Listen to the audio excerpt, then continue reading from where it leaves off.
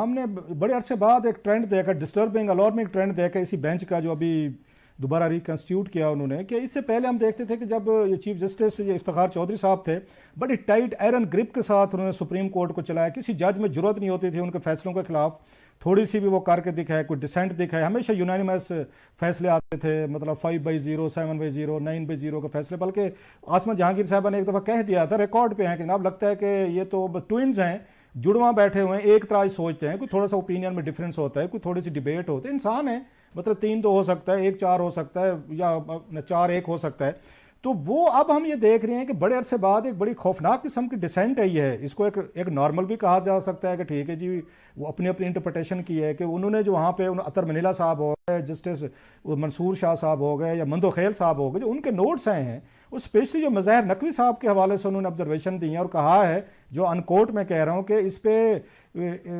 Institutional इस पे response नहीं आया। ये मतलब उनकी शिकायत थी कि मज़ाहिर नकवी साहब की ऑडियो आई हैं, बाकी चीज़ें, तो उस पर चीफ जस्टिस साहब की तरफ से, सुप्रीम कोर्ट की तरफ से तवक्को करते थे फेलो जजेस, आपने उन्हीं को बेंच का हिस्सा बना दिया। सो ये जो डिवीजन है है और बड़ी सी स्ट्रांग उसमें ऑब्जर्वेशन हैं चीफ जस्टिस साहब के हवाले से भी, उनके फैसलों पे या दीगर पे।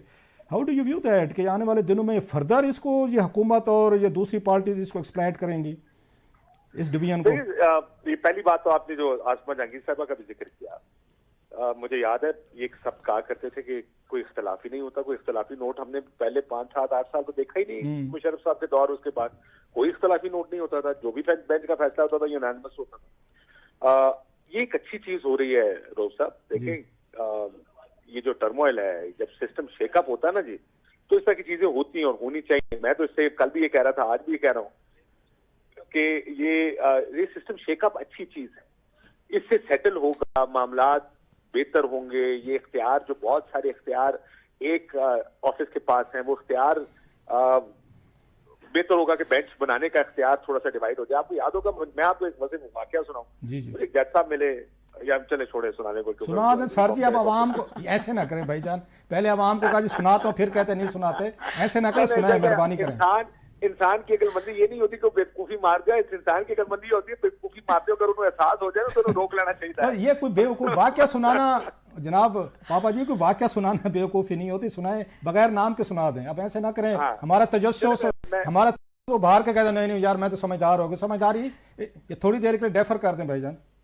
मतलब वो उस टाइम एक जज साहब जो किसी बेंच में हमें नजर नहीं आते थे, मैं वैसे एक दफा से मुलाकात हुई तो उन्होंने कहा देखें, और बहुत सारा जुडिशियल एक्टिविज्म चल रहा था, कहता जी आपने हमें देखें, आपने कुछ देखा है ना, हमें बेंच मिलता है ना, हम इस तरह के, क्योंकि हम ये काम नहीं करते हमें बेंच भी नहीं मिलता। अगर हम इत्तेफाक कर जाएंगे तो हमें बेंच भी मिलने शुरू हो जाएंगे। तो ये इख्तलाफ तो होता था, लेकिन उस इख्तलाफ का कुछ हो नहीं सकता था, क्योंकि बेंच बनाने का इख्तियार एक चीफ जस्टिस साहब के पास था। वो अपनी मर्जी के बेंच बनाते थे, जिसको बाहर रखना होता था बाहर रख देते थे। बेहतर होगा कि एक कमेटी बन जाए, 3-5 सीनियर मोस्ट जजेस मिलके ये फैसला करें कि बेंच में कौन कौन होगा। ये इससे वो जो देखे बेंच फिक्सिंग या एक ही किस्म के जजेस, लाइक माइंडेड जजेस हर केस सुन रहे हैं। काशिफ, हमने जो सबसे बड़ा इतराज आ रहा है